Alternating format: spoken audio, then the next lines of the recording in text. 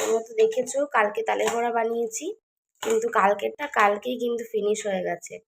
এই ধরো শ্বশুর শাশুড়িকে দিয়েছি, তারপর পাশের বাড়ি দিয়েছি, বরের বন্ধু এসেছিল তাকে দেয়া হয়েছে, মেয়ে খেয়েছে, আমরা খেয়েছি, সবাই খেয়ে দে খুব একটা তো বেশি করিনি, তো সব ফুরিয়ে গেছে। আর মেয়ের তো আজকে আবার বায়না আমি তালের বড়া খাবো, তারপর বড় ওই দুটো চারটেই খেয়েছে, বেশি খায়নি।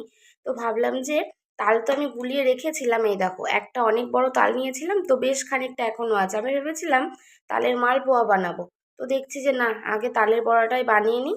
আর কিছুটা তাল এই যে তাও থেকে যাবে, এটা দিয়ে তালের মালপোয়া বানাবো। তো আমি এখানে ময়দা সুজি নিয়ে নিয়েছি, এবার তাল নিয়ে নিয়েছি। এবার এর মধ্যে দিয়ে দেবো কলা। এর মধ্যে আমি 3টে কলা দিয়ে দিচ্ছি। এবার দিয়ে দেবো চিনি।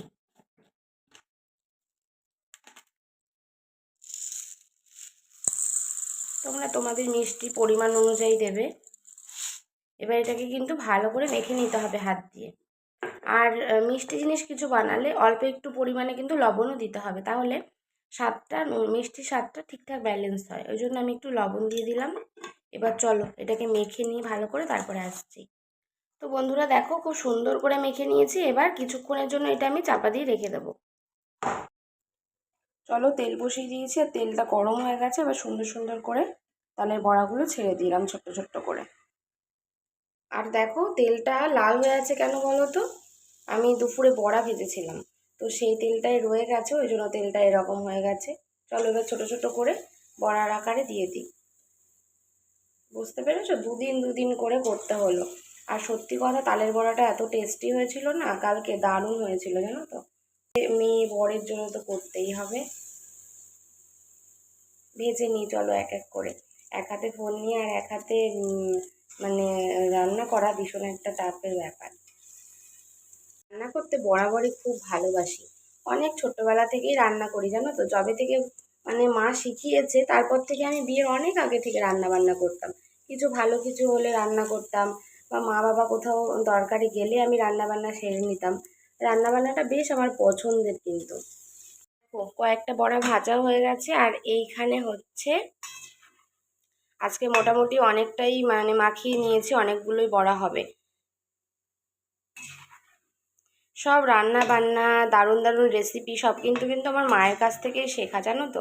আমার মাও যেমন খুব সুন্দর সুন্দর রান্না করে, আর মায়ের কাছ থেকে আমি মোটামুটি শিখেছি। তোমরা অনেকেই কমেন্ট করো যে তুমি কি দারুণ রান্না করো, তুমি কত কিছু পারো। তো সব কিছু মোটামুটি মায়ের থেকেই শেখা, আর কিছু কিছু আছে যেগুলো আমি নিজস্বভাবে শিখেছি ইউটিউব থেকে। ইউটিউব দিয়ে তো এখন অনেক কিছুই শেখা যায় বলো। রান্না বান্না কোনো আমাদের প্রয়োজনে ইউটিউব খুললে আমরা অনেক কিছুই শিখে নিতে পারি। তো তেমনভাবেই কিন্তু আমি ইউটিউব থেকে অনেক রান্নাবান্না শিখেছি। জিনিসগুলো যখন বানাতে বসি না, তখন বাবার কথা ভীষণ মনে পড়ে, আর আমার দাদুর কথা। তো ভীষণ ভালোবাসতো আমার দুই দাদুই, মানে মায়ের বাবা আর বাবার বাবা আর আমার বাবা খুব ভালোবাসতো জানো তো। এইসব জিনিসগুলো ভীষণ পছন্দ করতো। ওই জন্য যখনই বানাই না কেন তাদেরকে এত মিস করি, তাদের কথা খুব মনে পড়ে খুব। কি আর করব বলো, কপালে নেই যে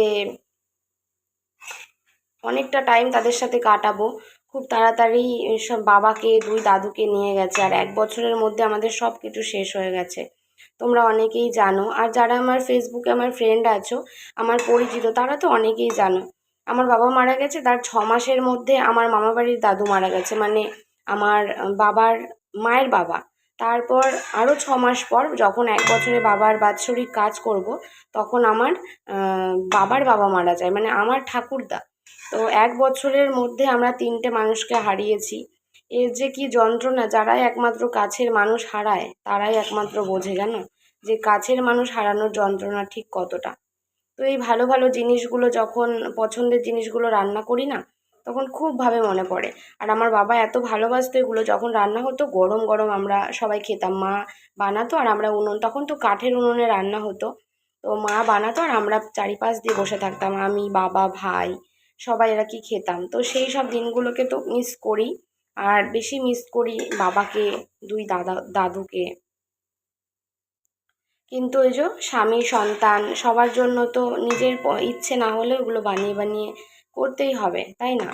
যে না আমার মন খারাপ হচ্ছে আমি খাবো না, বানাবো না, কিন্তু স্বামী সন্তান তাদের জন্য তো করতেই হবে। আর একটা মেয়ের বিয়ের পর আর কি, আবার যেন কালকে বানাতে না হয় তাই জন্য দেখো আজকে এক গামলা বানিয়ে নিয়েছি। কালকে সত্যি একদম কমই বানানো হয়েছিল। তো সোনা ঘুম থেকে উঠে গেছে, ওকে খেতে দিয়ে দিয়েছে, আর এখানে কিন্তু অনেকগুলোই আছে মোটামুটি। ঠিক আছে, তো চলো এবার বর আসলে বরকে দেবো, কেননা কালকে ওর ভালো করে খাওয়া হয়নি। আগে কি বুঝতে পারছো?